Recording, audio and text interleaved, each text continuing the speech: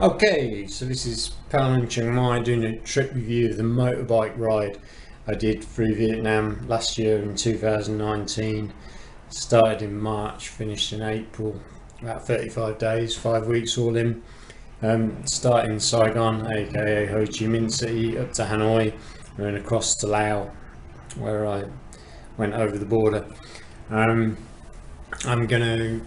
This is a really long video. I hadn't planned it for it to be this long. I've made it in a series of short videos.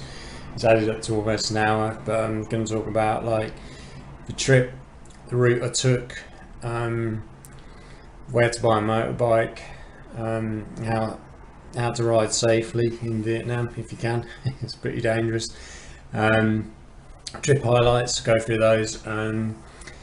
Yeah, it's a lot of stuff that I wanted to get out there because a lot of people have done this trip, but haven't seen a lot of people actually give information on how to do the trip, like where to start, finish, where to see, where to buy things, how much it costs. So I hope this video is helpful to a few people. That's the intention I had in making it. Yeah, so Paolo in Chiang Mai, not currently in Chiang Mai, over and out. Oh, and before we get started on this odyssey of the video that goes on forever and ever, I'll start out by saying this was absolutely amazing. One of the best things I've ever done in my life. I've done a lot of travel in my life. First trip around the world to China and Southeast Asia, Australia was amazing. Japan was amazing. Done a lot of trips, but this one was an absolute cracker. Getting a motorbike to ride through Vietnam, I say it again and again in this video, it's the only way I ever would have done it and seen it. Just having the motorbike, being able to stop off along the way to see places that you wouldn't normally get off to stop and see if you like on a bus or if you're flying between places. Absolutely boom, amazing.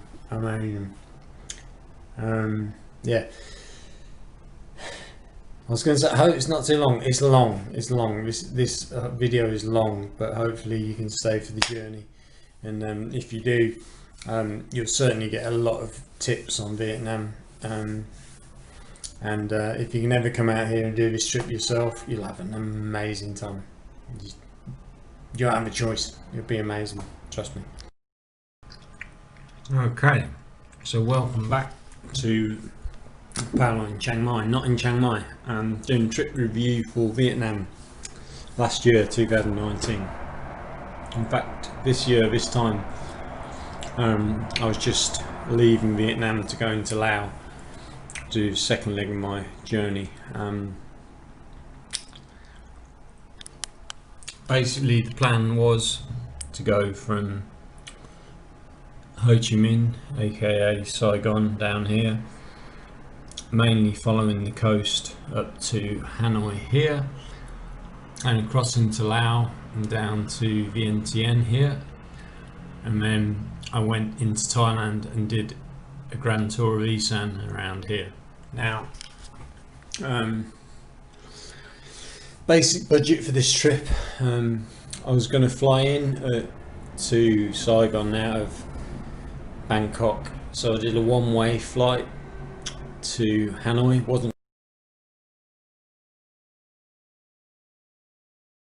sure how long exactly this trip would last, so I did a one-way flight.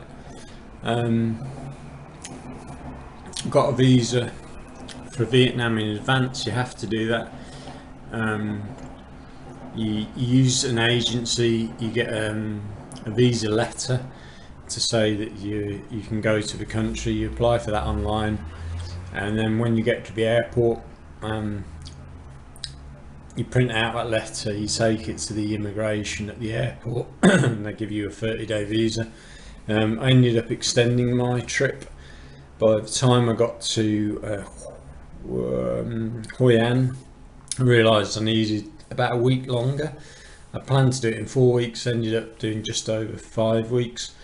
So I got a visa extension in Hoi An by just going to this visa office and giving them, I think it was $30 or something, and got an extra 30 days. Great. So basic budget for Vietnam. I didn't know exactly how much it was going to cost. I had a rough idea, but overall it was about 35% cheaper than travelling in Thailand. I managed on £200 a week. I know that exactly because I went to the ATM every week. I put in the equivalent of £200 into the ATM request, got £200 out, and that lasted me a week. So when I first arrived in Vietnam, I already had some cash on me, about 200 quid. That lasted me a few days.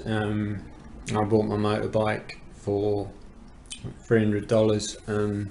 In fact, I must have had a bit more. I probably had about $500 US in Vietnamese dong, and 300 to get the bike, 200 for expenses in Ho Chi Minh, where I spent my first few days, Saigon, and then basically just before I left Saigon, I got 200 quid out, and I did that every week until I left Vietnam. So cheap. Stayed in nice places. Got my international driver's license as well before I left the UK. It cost like £8 from the post office. Never got asked for that by anyone, but it was worth having it just in case. And now the route I took. So now the route I took. Basically two ways you can really do this trip through Vietnam. Either follow the coast road most of the time, as I did, up to Hanoi, or follow the inland. They call it the Ho Chi Minh, well, it's called the Ho Chi Minh Road. Follows the old Ho Chi Minh Trail from the Vietnam War. Those are the only two major routes really to go up through Vietnam. I mean, there are minor roads, but I wanted to be on the coast for this route. I was born in Birmingham, away from the beach. I lived in Chiang Mai for years, away from the beach. Hadn't been to a beach in ages, and I enjoy the coast. I like riding on the coast, on coastal roads, and looking over the sea when you can. I might in the future do the Ho Chi Minh Road and go up, and because I would definitely go back if I have the time and the money, and do Ho Chi Minh Road through the mountains up to Hanoi. But on this particular trip, I followed mainly coastal routes. Well, I did dip inland a couple of times to see some things. So basically, I started in Hanoi.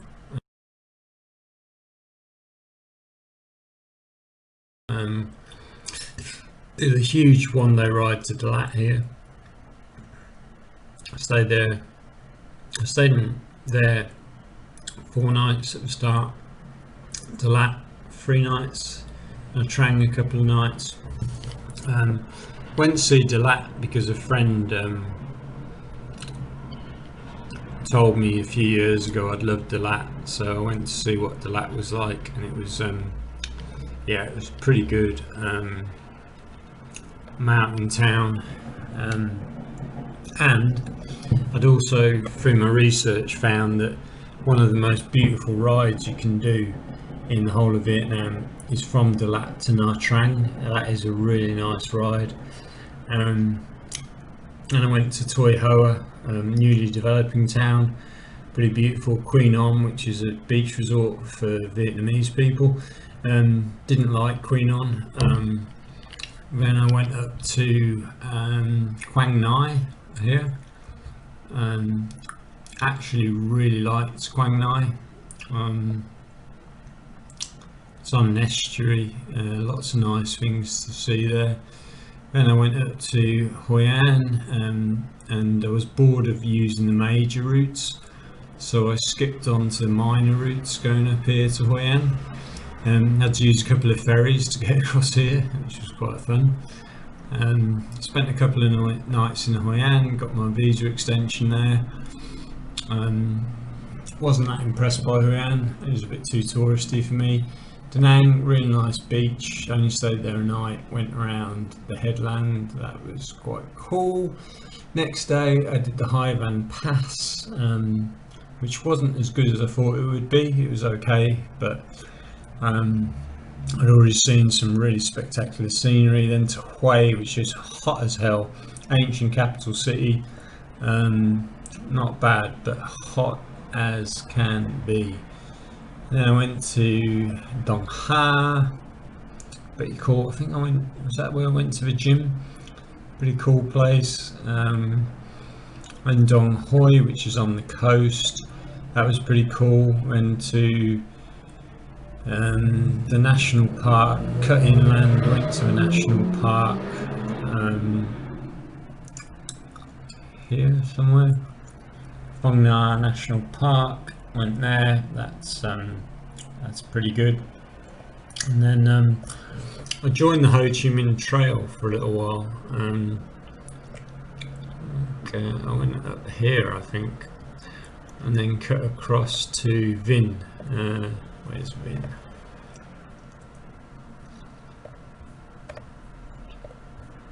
Oh yeah, went to Vinh, did that in a day's ride. Vinh, city bombed out during the Vietnamese War, that was pretty interesting.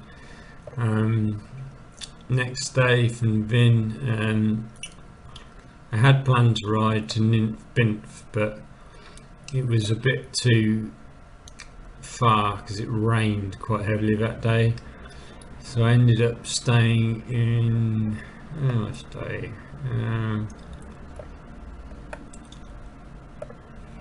there we go, town of Hoa here. That was a really impressive developing place. City with Cass Mountains, very beautiful, enjoyed staying there for a night. Weather was crap again the next day when I was meant to go to Ninh Binh. Well, I got to Ninh Binh, but there's like boat rides down the river and stuff, but the weather was crap, so I didn't do the boats. And then the next day hit Hanoi, which was a hectic ride, but quite fun. Stayed there 3 nights, I think. Got my Thai visa while I was in Hanoi, because it was easier to do it than it was to do it when I was in England. And the next day I rode out to where's that big reservoir? Ho Chi Minh, there it is. I rode out, I think, on this A13 to Ho Chi Minh. That was good.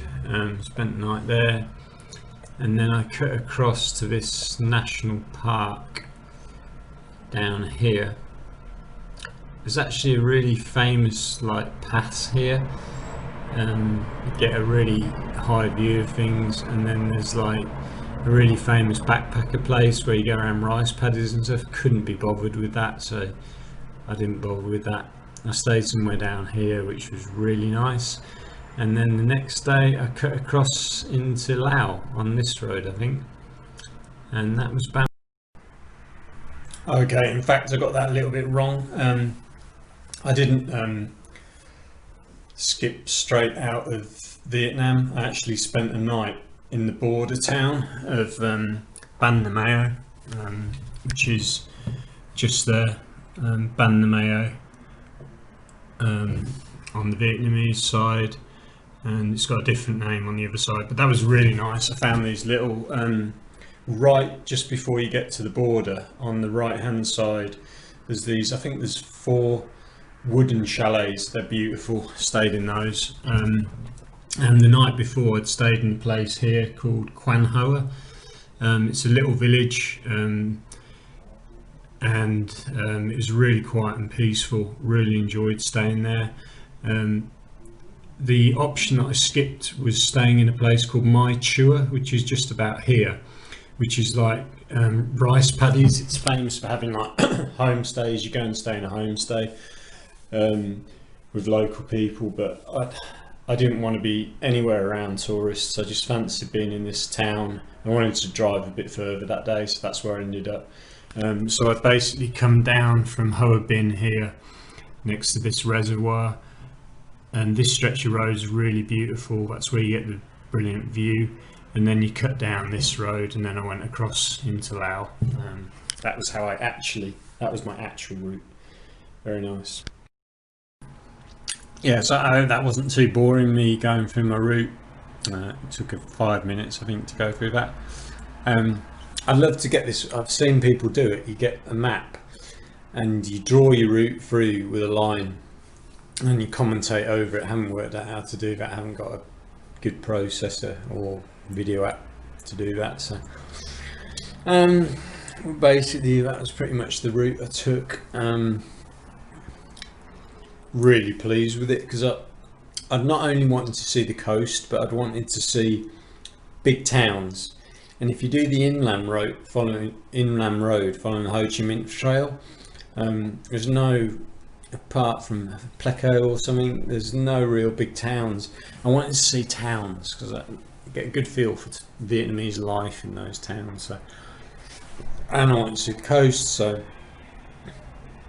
if I had to do it all over again, I would have done exactly the same route. I wouldn't have changed a thing. It was really good. Yeah. Had no real problems on the trip. My motorbike broke down in the morning in Da Nang just before I went over the Highland Pass. Hotel called out a mechanic. He overcharged me a little bit, but it was like $20 to fix a broken wheel. Not too much. But overall, just a great experience. Incredible country.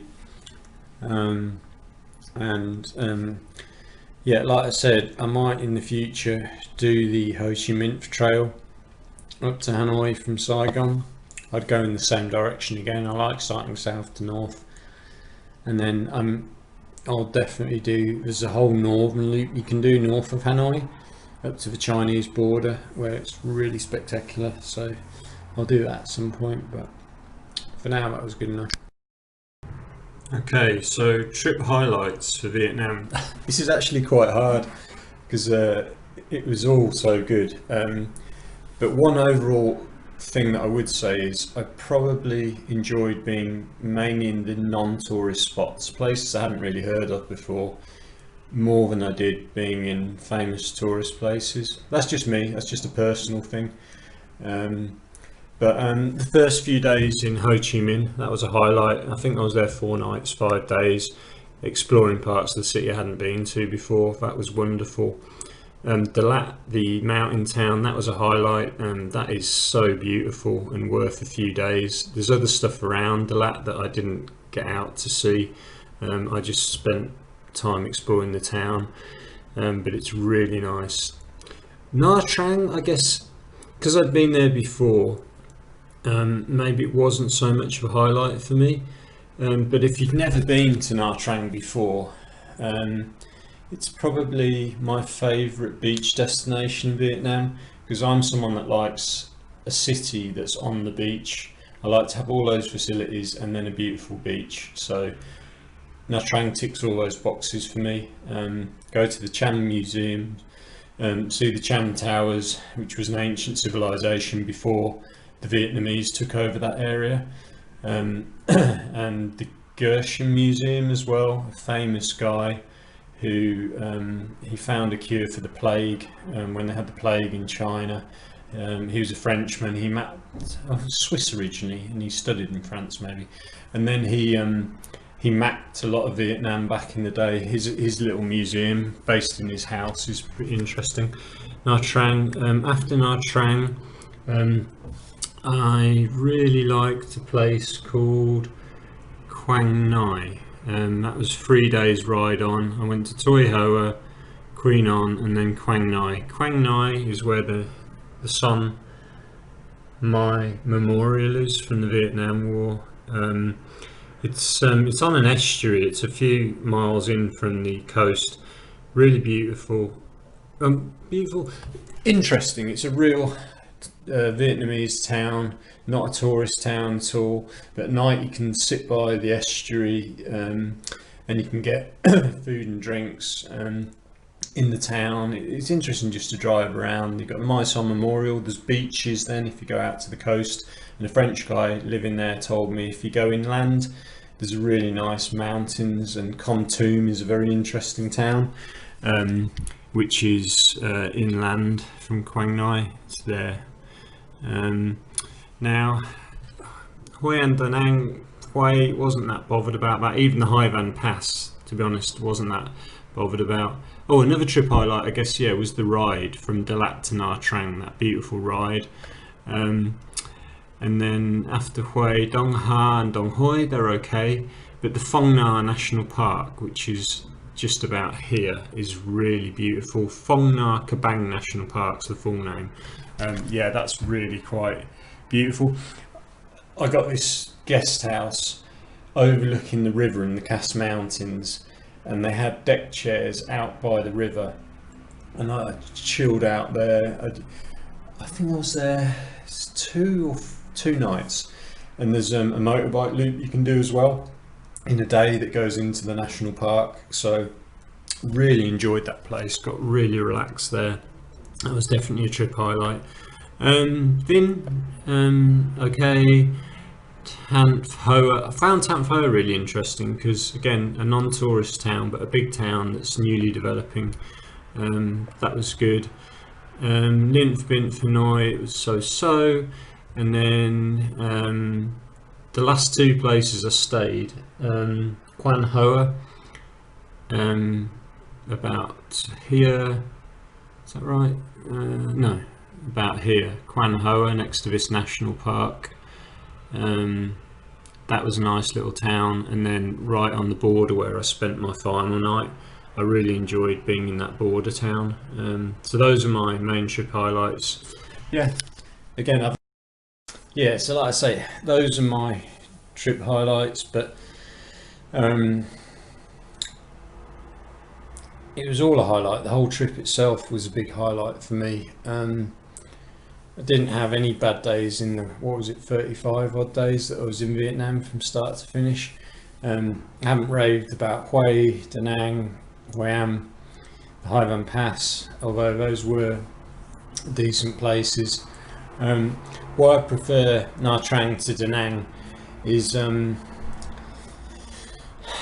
city itself is a bit more actually on the coast than it is in Da Nang. Da Nang, it's a bit weird. You've kind of got the beach, which is very nice, but then there's not much going on around the beach. It's just the beach, some hotels, and then the centre of the city is a little way away from that.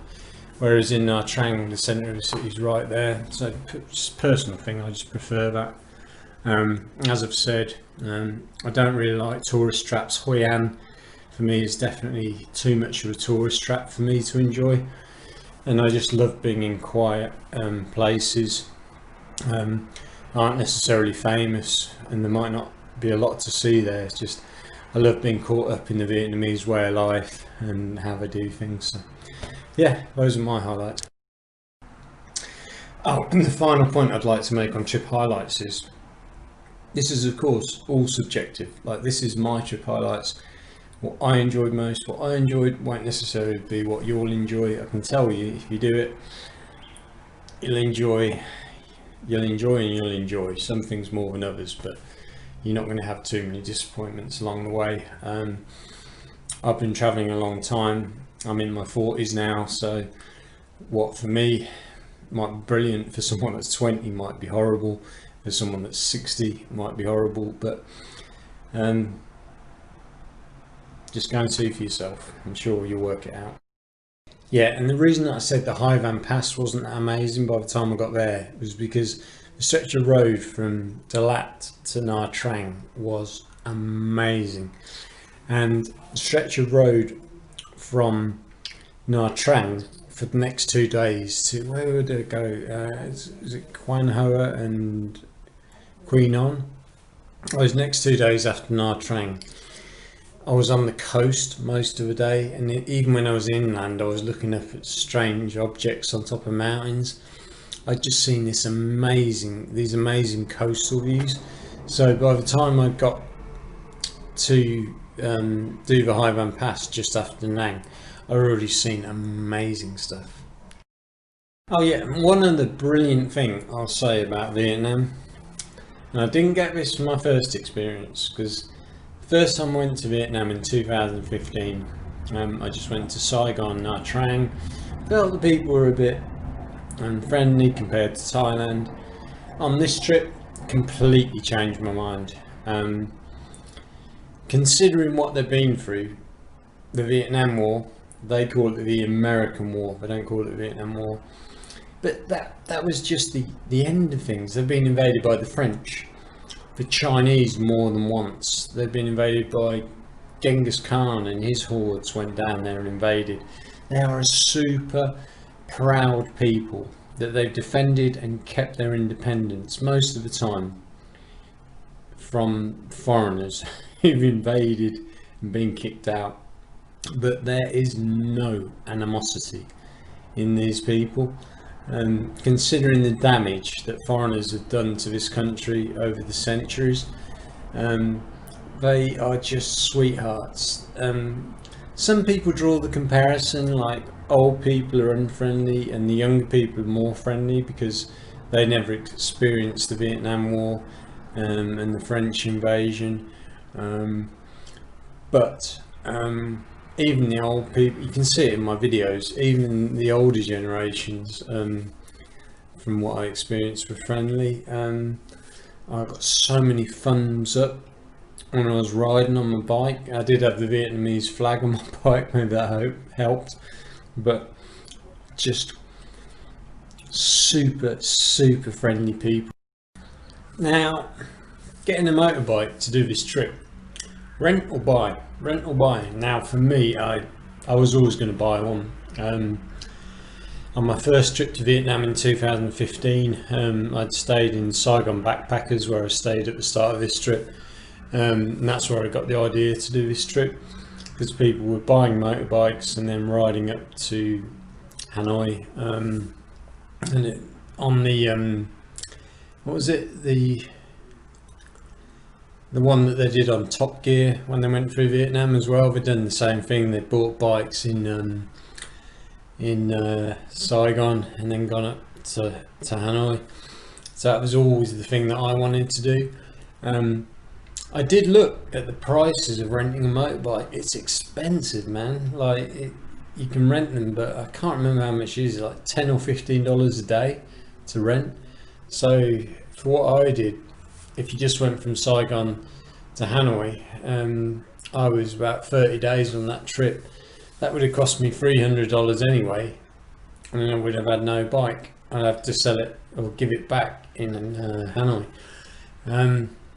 But because I wanted to drive across into Laos and sell the bike in Laos, it made sense, because I basically bought the bike for $300 in Saigon, and then sold it for just over $100 when I got to Vientiane in Laos. So for me, economically, it made sense. No messing around, just buy the bike, cheap. I mean, where can you buy a motorbike in the world for $300? So that's what I did. You can rent.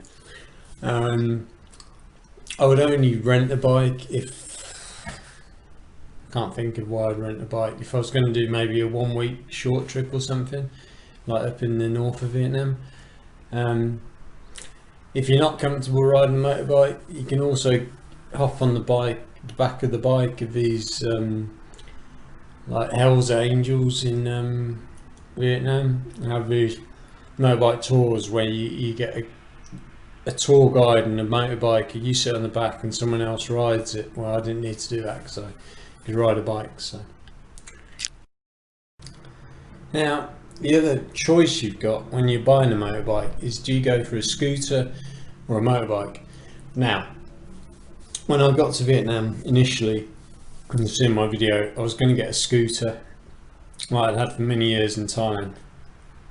But the guy at the shop where I bought my bike from convinced me to buy a Honda Win with gears, and to be honest, because I'd never ridden a geared bike and they looked pretty cool, I was like, yeah, I'll do it, and in case there's any mountains, maybe it's stronger, it'd get you over the mountains better. In fact, you don't need to ride a geared bike like a Honda Win to do Vietnam. You could comfortably do it on a scooter, and in fact, if I did another trip to Vietnam, I'd probably get a scooter, like an automatic, because the mountains and the hills aren't that bad, so a scooter would be fine, and it's a lot easier with the automated gears, so you could do that. Okay, so now you've got your motorbike, you're going to do this trip. One thing I will say is about riding a motorbike in Vietnam: be super careful, be super careful. I'm an experienced rider of scooters for over 10 years in Thailand. It was my first time having a manual geared bike, but the rules of the road are pretty much the same. Don't want to preach at you, but my advice would be to ride slowly, stay to the right hand side, drive on the right in Vietnam. I can tell you on this trip I was almost taken out probably 3 times, and the only reason I wasn't was because I was riding slow. I can still clearly remember in my mind one day when I was passing through a small town. I was doing about 30 kilometers an hour. That's all I was doing. I was in the far right hand of the road, coming up slowly, and someone just pulled out right in front of me. And they'll do this all the time in Vietnam. They pull out, they don't look. I don't know how it works, but there's an unwritten rule that the person coming down the road will see you, and I did see them. I saw them. I'm like, surely you're going to stop, surely you're going to look. No, they didn't, and I had to slam on my dodgy brakes and come to a full stop in order to avoid being in an accident. And even going at 30 kilometers an hour, to go from that to being in a full stop in a few seconds is pretty jarring. I didn't see many foreigners on this whole trip riding bikes, but I saw a couple of lads. I can remember that day crystal clear as well, because they were going the opposite direction, and they were absolutely burning down the road. I don't know, 80 kilometers an hour, maybe 100, and they'd gone out into the fast lanes, which is fine. If you're out in the fast lanes, it's fine, unless a truck decides to just pull out on you, or a dog hops out in the road or something like that. So as an experienced rider, I would just say my advice would be to stay to the far right and ride slowly, rather than going out into the fast lanes and riding fast, unless you're a very experienced rider, and even then you could get taken out. So that's just my advice on that. Again, Jesus, I never even thought about this, but if you've never been on a scooter or a motorbike before and you couldn't do this trip, I've lost perspective, because I've been riding bikes for so long. I'm just like, well, you just buy a scooter or a motorbike or do this trip. But if you've never ridden a bike before, Jesus Christ, if you're renting or buying in Hanoi or Saigon, and you've never ridden a bike before, and you're going to do this amazing but crazy motorbike trip through Vietnam, you need to practice. My advice would be to get the shop where you get your motorbike from to give you as many lessons as they will give you. Free lessons, because you're buying the motorbike from them and you've got the time to do it. They will show you how to ride a motorbike, but it's not easy. I mean, the first time I rented a motorbike in Koh Samui in Thailand back in 2002, I crashed it I filled it up at a petrol station, and then accidentally hit the accelerator and smashed into a wall of the petrol station. Not badly, the bike wasn't damaged, but I was like, Jesus, I don't know how to control this thing. So it's the first time, and even when I got my second motorbike in Thailand, when I was boxing at a camp, Muay Thai boxing camp in 2004, I had to get a lesson off the owner of, or a girl that was working for the boxing camp, to show me how this worked, and it took me a few days to get used to it. So yeah, that's another thing to consider thinking about this now. And I mean, a Honda Win, a geared bike, is much harder to ride than, yeah, a Honda Win is much harder to ride. And I say, this is your first time getting a bike. Spend 2 or 3 days practicing on quiet back streets, because maybe you'll be a natural and you just pick it up straight away. Look at Jeremy Clarkson.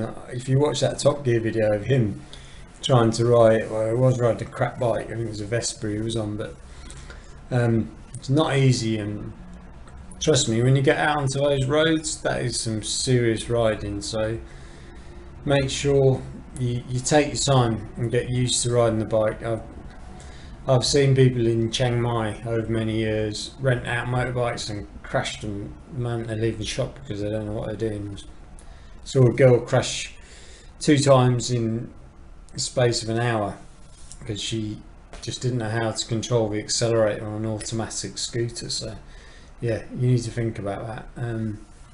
Practice makes perfect. Best information I got on Vietnam before I went on the trip, and because I'm an old style guy, I started travelling back in the early 2000s. I still love a Lonely Planet guidebook because it's got maps in, loads of information on where to see, where to stay. So I got that.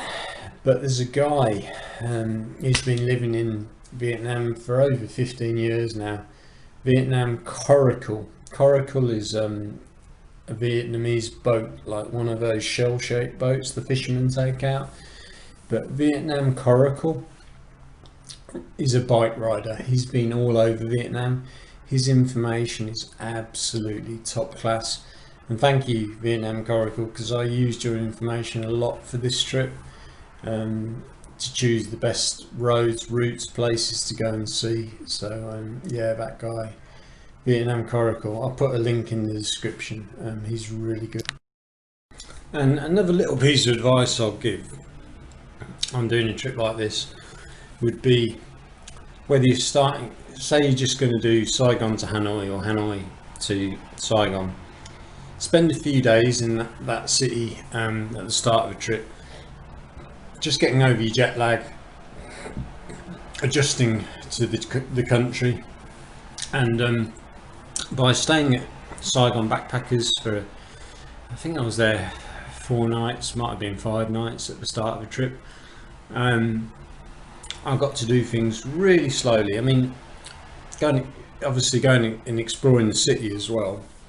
I started in Saigon, even though I've been there before. I had stuff to go and see, but it allows you to just gently settle into the trip.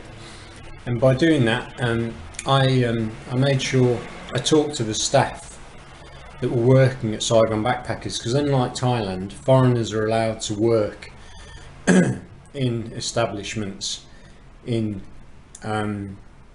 Vietnam. So there was a whole staff of about 10 foreigners, I'm going to say, working at Vietnam Backpackers, or Saigon Backpackers, where I stayed the first few nights, and hung out with them in the daytime, because nighttime they do drinking games and stuff. It gets a bit crazy, but they're always up and about throughout the day, especially on the rooftop bar. And I went up there to chat to them, where they've got a restaurant in the day, and that's where I found 3 things. I found downstairs on the bookshelf an atlas for Vietnam, brilliant atlas. I gave it away at the end of the trip, but it was something I hadn't been able to find when I was in the UK before the trip. And then I got a SIM card for my phone with data on it, so if I needed to, I could look at like Google Maps for the trip, but I wasn't sure the internet would be working all the time.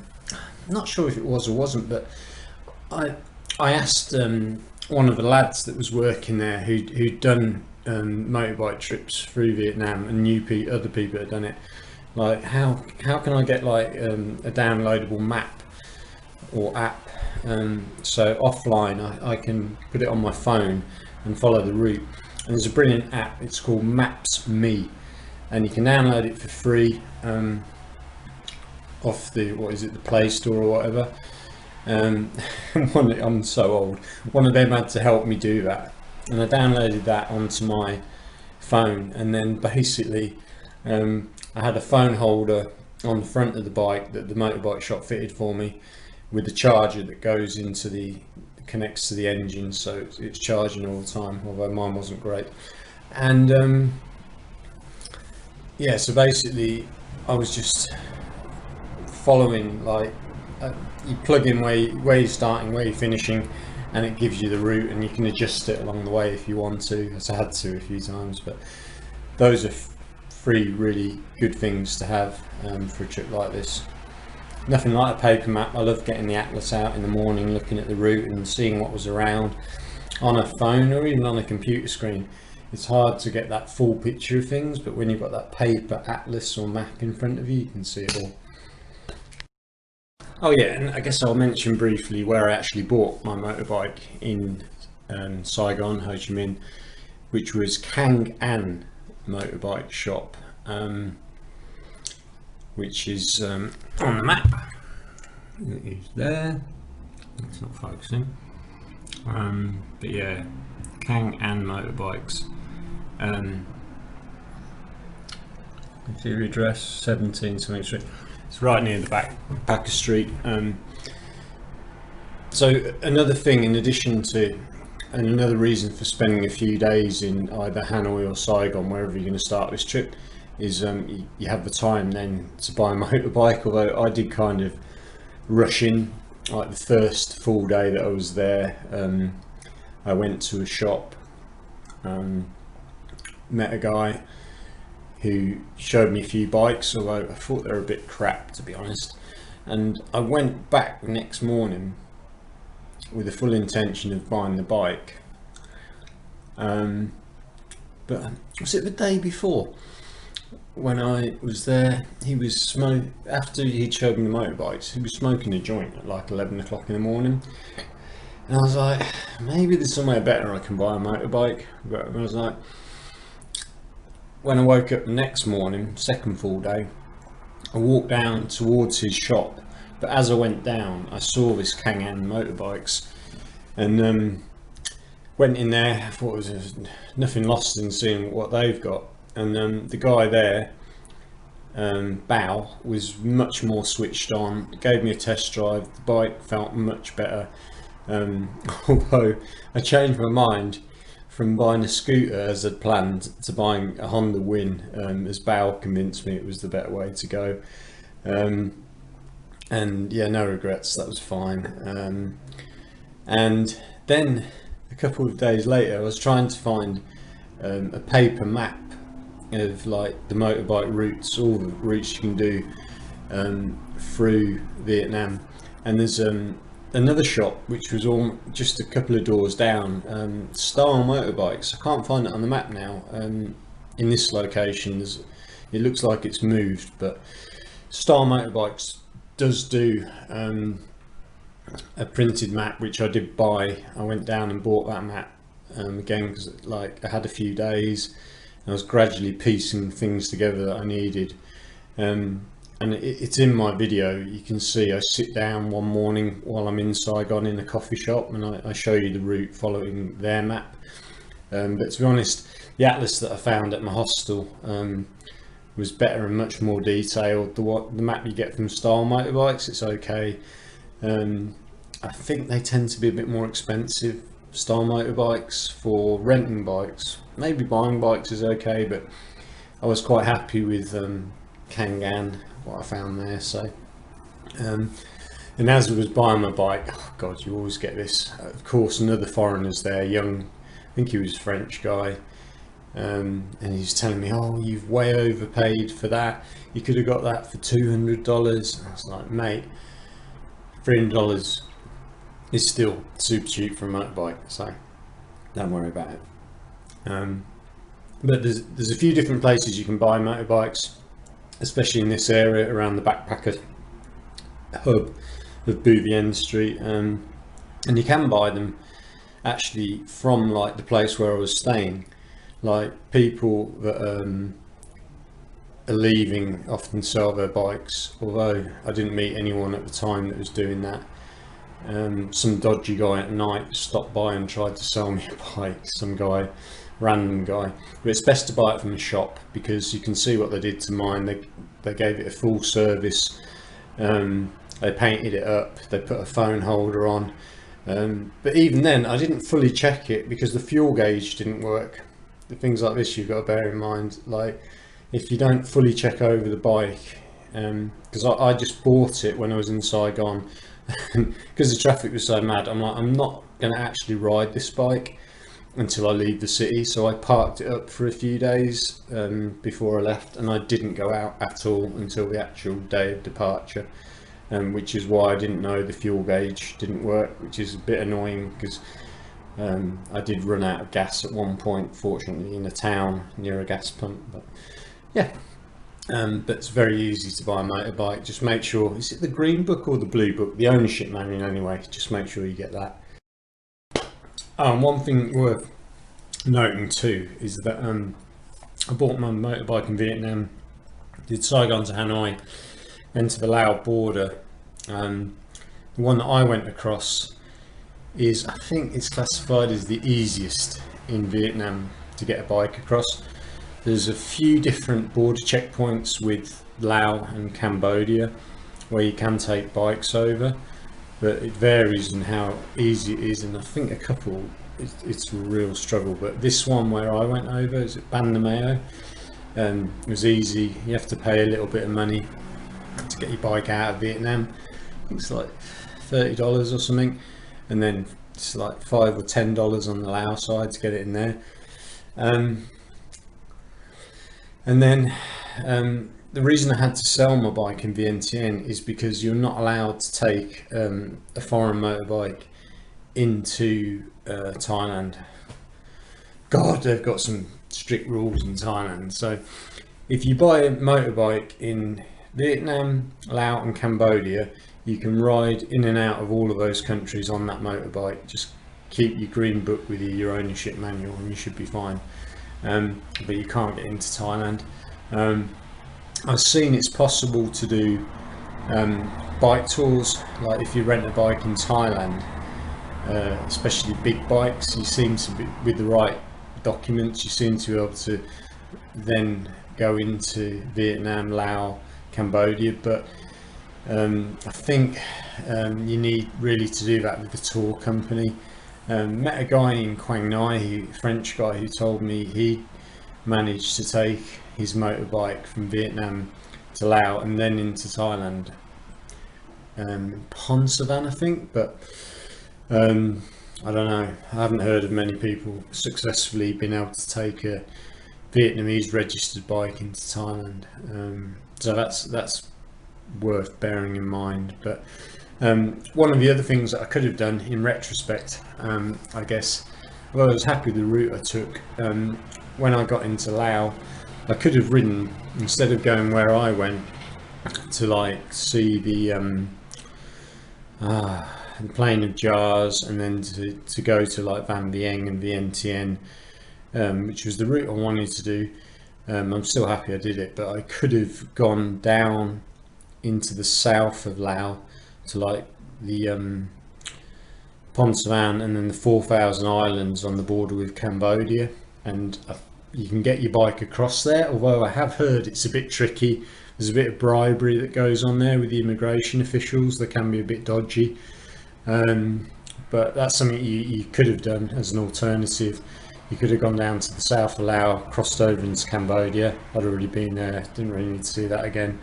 And then I guess you could have ridden the bike to one of the border posts with Thailand and crossed over. But to sell it, if you wanted to sell your bike in Cambodia, you'd probably only be able to do it at Angkor Wat, Siem Reap, which is the town next to Angkor Wat, which is popular with backpackers, or in Phnom Penh, the capital city, maybe Sihanoukville or somewhere like that as well. But anyway, that's what it's like to get bikes in and out of these countries. Yeah. So would I recommend doing a motorbike trip through Vietnam? Absolutely, absolutely. I've been planning to do it. Let me think, when did I start planning this? In 2013 I'd first had the idea to go from Bangkok through Cambodia to Saigon up to Hanoi. That was the original plan. Ended up doing the first leg of it, Bangkok to Saigon, through Cambodia to Saigon, up to Nha Trang, 2015, and it wasn't until last year, 2019, I got back to Vietnam and did it from the south to the north and across into Laos, and that was fantastic. Really enjoyed it, and then did my little Laos 10 days whatever in Laos. That was pretty good too. And then the Grand Tour of Isan. They're all different. Vietnam's pretty wild on the roads, but when you stop off in the towns, they're pretty cool. Towns and cities, they're all pretty cool, and there's beautiful scenery. Laos, you're just on top of mountains most of the time. Stunning views, very quiet, very undeveloped. Laos, very undeveloped. And then the Isan loop that I did in Thailand was, don't know, just because I wanted to see it for so long.